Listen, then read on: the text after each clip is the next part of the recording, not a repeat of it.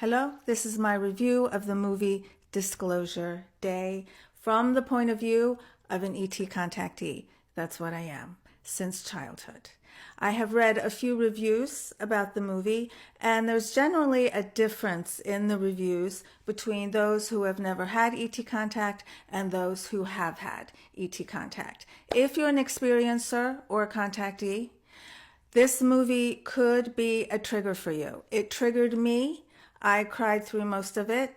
I know many experiencers who watched this movie and were triggered and cried through most of it. Those who have never made ET contact didn't seem to cry at all and pretty much just think it's a pretty good sci-fi movie, but it's much more than that. To begin with, I do not like the way the movie ends. It reminds me of the ending of The Sopranos, where you're just left there staring at the screen going, what? That's it? Yeah. Well, it seems that he is setting the stage for a sequel. The movie is 2.5 hours, and it went by quickly for me. Spielberg couldn't possibly fit in all the topics that are related to ET contact, but he did address a few. He addressed the secrecy of the ET truth and the lengths that our government and our military and other organizations will go to keep the ET reality a secret. He addresses catastrophic disclosure, religion, the connection between consciousness, our psychic abilities, and empathy.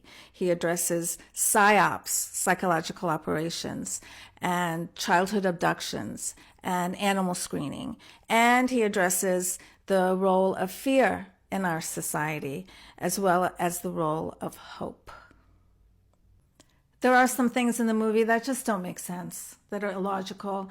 I call it movie logic, and I'm not going to get bogged down with it. I do like how the gray is depicted in the movie. It's the best looking gray I've seen. It is almost identical to the grays that I've seen. I was impressed with that. As soon as I saw that big gray head on that movie screen, I was like, woof. Oh, that emotionally did something to me because it was such a good depiction. I was surprised to see that the rumor that President Nixon took the comedian Jackie Gleason to go see E.T. bodies was in the movie. If you'd like more about that, I did make a video about it a while back called The President and the Comedian.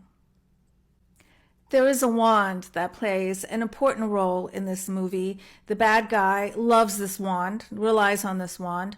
Holding this wand, he's able to enter the mind of other people, but he cannot enter the mind of experiencers. The wand also makes things invisible.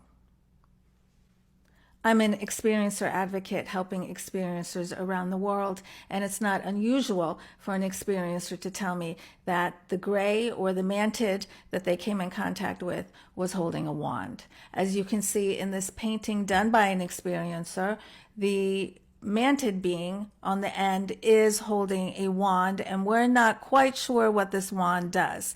It appears as though this wand can make us lose our memory or can paralyze us. The part that really got me was the childhood abductions. The two main characters were taken as children, and when they grew up, they recognized each other from the spaceship. The main character was taken when she was 10 years old out of her bedroom, and my first memories of ET contact are from age 10 from my bedroom as well. So when I saw this, I had a sense of relief, like, whew, finally somebody is telling this important part of the story, because many experiencers have memories of coming in contact when they're children. I do like how the religious aspect of this is handled.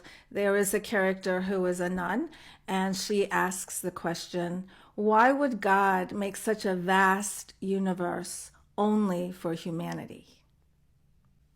The last thing our government wants is catastrophic disclosure, and maybe this movie is helping to prevent that by spoon-feeding us some truths.